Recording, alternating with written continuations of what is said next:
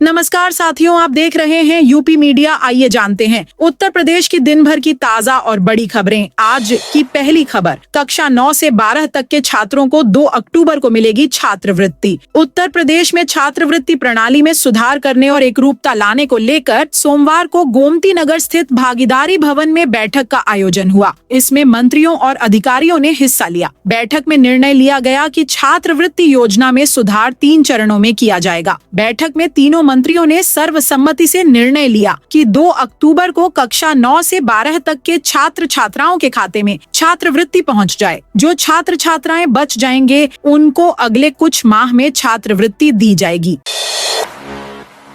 UP में monsoon मेहरबान है, नदियां उफान पर हैं। प्रयागराज में पिछले 24 घंटे में गंगा का जल स्तर 20 सेंटीमीटर और यमुना का 77 सेंटीमीटर बढ़ा है। यहाँ गंगा 78.27 मीटर पहुँच गई है। यह खतरे के निशान से 6 मीटर कम है। मंगलवार सुबह गंगा का पानी रामघाट तक पहुँच गया। वाराणसी में गंगा नदी का जल स्तर 62.58 मीटर पर पहुँच गया। यहाँ वार्निंग लेवल 70.26 है। काशी में 20 से अधिक घाटों में पानी भर गया। ग्रेटर नोएडा में बारिश के चलते 4 मंजिला निर्माणाधीन मकान ढह गया। इधर बिजनौर में गंगा का जल स्तर बढ़ने की वजह से मगरमच्छ गांव की धर्मशाला में घुस गया। 10 फीट के मगरमच्छ को देखकर वहां भगदड़ जैसी स्थिति बन गई। वन विभाग की टीम ने मगरमच्छ का रेस्क्यू किया और उसे वापस गंगा में छोड़ा। धर्मांतरण के आरोपी छांगुर का सरकारी भूमि पर बना आलीशान घर ध्वस्त होगा। हिंदू परिवारों का धर्म परिवर्तन कराने का आरोपी जलालुद्दीन उर्फ छांगुर की उतरौला के मदपुर स्थित आलीशान कोठी का निर्माण अवैध रूप से हुआ है। तहसीलदार उतरौला ने सोमवार को बेदखली के 2 नोटिस जारी कर निर्माण को 7 दिनों में हटाने की चेतावनी दी है। एक नोटिस 17 मई और दूसरा 26 मई को जारी हुआ है। कल भारत बंद 25 करोड़ कर्मचारी हड़ताल पर जाएंगे। बैंक, बीमा, डाक, कोयला खनन, हाईवे निर्माण और कई राज्यों में सरकारी परिवहन जैसी अहम सेवाएं कल यानी 9 जुलाई को प्रभावित हो सकती हैं। ऐसा इसलिए क्योंकि 25 करोड़ से ज्यादा कर्मचारी देशव्यापी हड़ताल यानी भारत बंद पर जाने वाले हैं। 10 केंद्रीय ट्रेड यूनियनों और उनके सहयोगी संगठनों ने हड़ताल बुलाई है। इस बंद का मकसद केंद्र सरकार की उन नीतियों का विरोध करना है जिन्हें यूनियनें मजदूर विरोधी, किसान विरोधी और कॉरपोरेट समर्थक मानती हैं। पश्चिम यूपी के कई जिलों आज होगी भारी बारिश। उत्तर प्रदेश के पश्चिमी हिस्से में सोमवार को हुई अच्छी बारिश के साथ मानसून की सक्रियता दिखाई दी। वहीं पूर्वी यूपी के ज्यादातर हिस्सों में धूप छांव भरे मौसम के बीच उमस भरी गर्मी ने लोगों को परेशान किया। सोमवार को पश्चिमी यूपी के अलीगढ़ में प्रदेश में सर्वाधिक 117 मिमी बारिश दर्ज की गई। वहीं मुरादाबाद में 106 मिमी, संभल में 95 मिमी और रामपुर में 83 मिलीमीटर बारिश रिकॉर्ड किया गया। मंगलवार को यूपी के पश्चिम और तराई के 10 जिलों में भारी बारिश का येलो अलर्ट जारी किया गया है। मुख्यमंत्री योगी ने हेलीकॉप्टर से किया कांवड़ यात्रा मार्ग का निरीक्षण। मुख्यमंत्री योगी आदित्यनाथ ने हेलीकॉप्टर से कांवड़ यात्रा मार्ग का जायजा लिया। उन्होंने गंगनहर पटरी मार्ग को देखा। साथ ही अफसरों से भी कांवड़ यात्रा की तैयारियों को लेकर बात की। उनके हवाई निरीक्षण का वीडियो सोशल मीडिया पर वायरल हो रहा है। सोमवार को सीएम योगी आदित्यनाथ नगीना के गांव हुरनंगला में पहुंचे। यहां पर उन्होंने भाजपा के प्रदेश संगठन मंत्री धर्मपाल सैनी की दिवंगत माता को श्रद्धांजलि दी। भूरापुर गांव में हेलीपैड बनाया गया था। उक्त कार्यक्रम के साथ साथ नगीना आते हुए मुख्यमंत्री ने कांवड़ यात्रा मार्ग का जायजा लिया।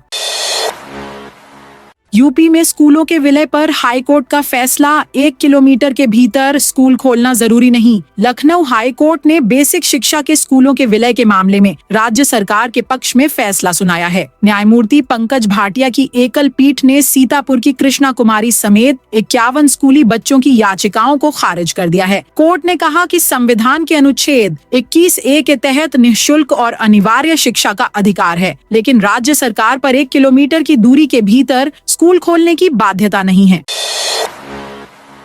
लंबे समय के बाद आज से खुलेंगे गोरखपुर और कानपुर के जू। वन विभाग ने गोरखपुर और कानपुर के चिड़ियाघर 8 जुलाई से पुनः खोलने का निर्णय लिया है। बर्ड फ्लू के चलते ये दोनों चिड़ियाघर काफी समय से बंद चल रहे थे। अब यहाँ बर्ड फ्लू का कोई खतरा नहीं बताया जा रहा है। करीब 56 दिन बाद मंगलवार से चिड़ियाघर एक बार फिर से दर्शकों के लिए खोला जा रहा है। सूचना के अनुसार भोपाल की लैब में भेजे गए सैंपल्स की तीसरी रिपोर्ट भी निगेटिव आने के बाद चिड़ियाघर को मंगलवार से खोलने का फैसला लिया गया है।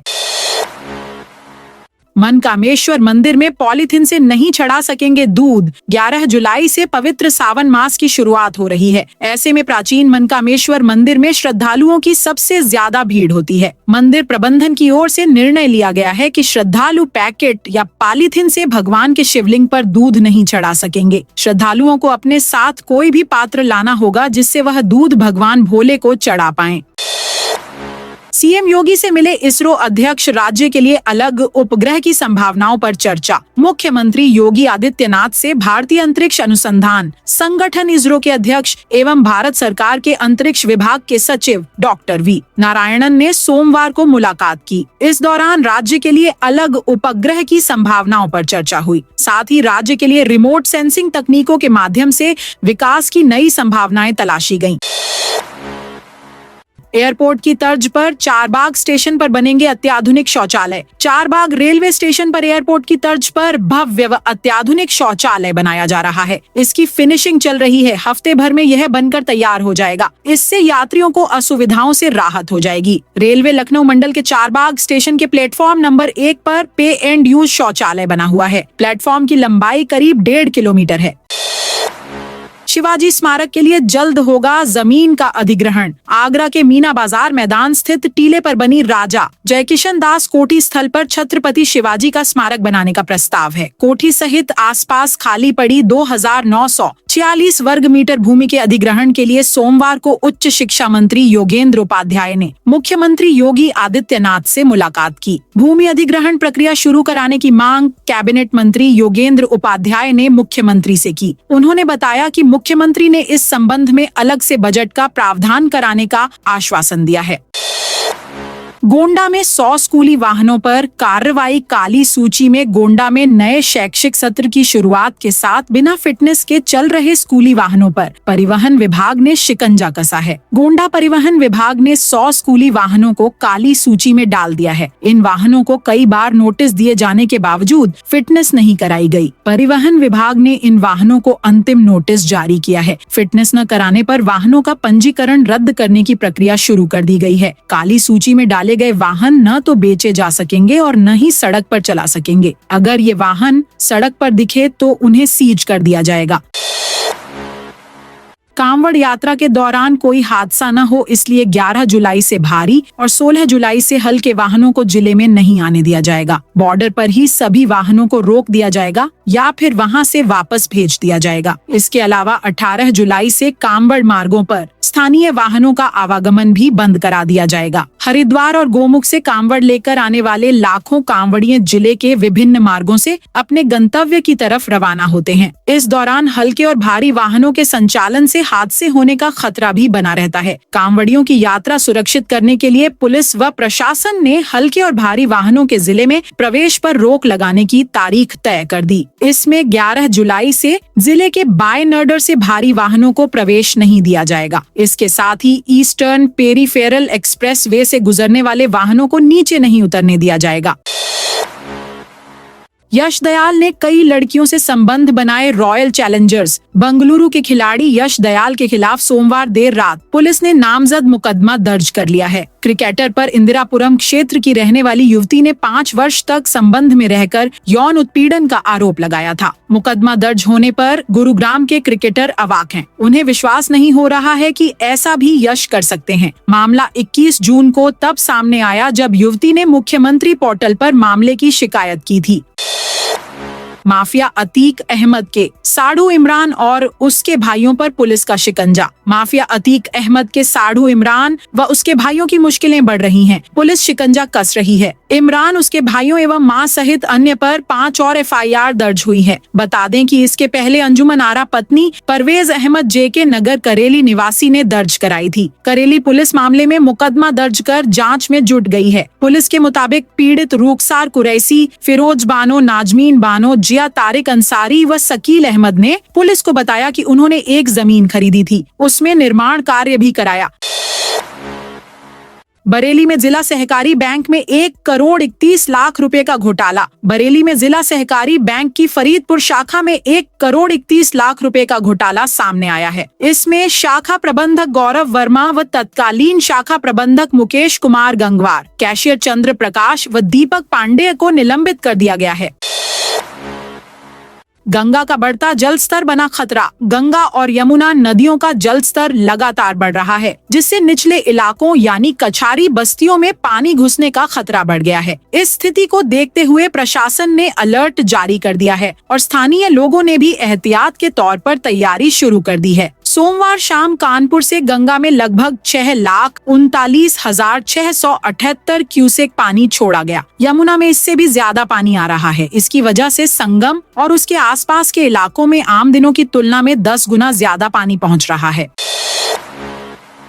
योगी सरकार के कैबिनेट मंत्री नंदी अफसरशाही से त्रस्त औद्योगिक विकास मंत्री नंद गोपाल गुप्ता नंदी ने मुख्यमंत्री को पत्र लिखकर अफसरशाही पर गंभीर आरोप लगाए हैं। उन्होंने अधिकारियों पर कोई निर्देश नहीं मानने और अपने लोगों को अनुचित लाभ देने का आरोप लगाया है। वह नीतियों को ताक पर रखकर अपने स्तर से फैसले ले रहे हैं और पत्रावलियों को ही गायब कर रहे हैं।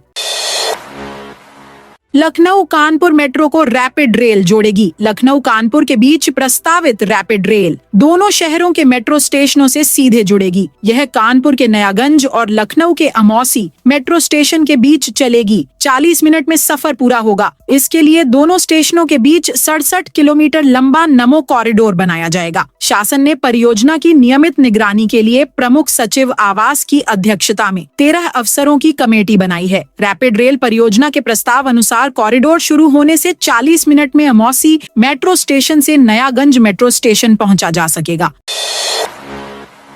सावन 11 जुलाई से शुरू हो रहा है। भोले बाबा के भक्तों को इसका बेसब्री से इंतजार रहता है। बम बम भोले के जयकारों से शिवालय गूंजेंगे और महादेव का मनमोहक श्रृंगार लोगों को भक्ति से ओतप्रोत करेगा। प्रत्येक सोमवार को अभिषेक करने के लिए भक्त मंदिर के महंतों से संपर्क करने लगे हैं। कैलाश महादेव मंदिर के महंत गैरव गिरी ने बताया कि पहला सोमवार 14 जुलाई को होगा, बाद सोमवार 21, 28 जुलाई और 4 अगस्त को है। इस बार 10 लाख से अधिक श्रद्धालुओं के जुटने की उम्मीद है। मंदिर में तैयारी शुरू करा दी गई है। रंग रोगन कार्य चल रहा है। गर्मी से बचाने के लिए 4 कूलर लगाए जा रहे हैं।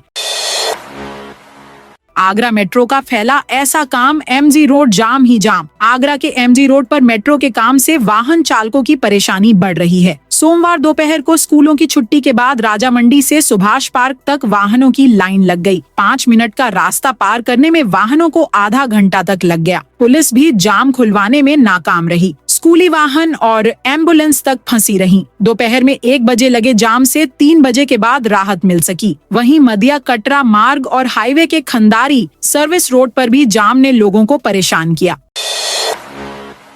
यूपी के इस जिले में 13 लाख घरों में लगे स्मार्ट मीटर। राजधानी में 13,71,000 बिजली उपभोक्ताओं के घरों में स्मार्ट मीटर लगाने के साथ मुफ्त में लगने वाले आर्मर्ड केबल नहीं लग रहे हैं। नियमानुसार जिन बिजली उपभोक्ताओं के परिसर में स्मार्ट मीटर लगेंगे, उनमें मीटर लगाने वाली एजेंसी को पुराना सर्विस केबल उपभोक्ता को देना होगा और नया सर्विस केबल जो बिजली के पोल से मीटर तक होगा, उसे कंपनी मीटर लगाने वाली कंपनी मुफ्त में लगाएगी।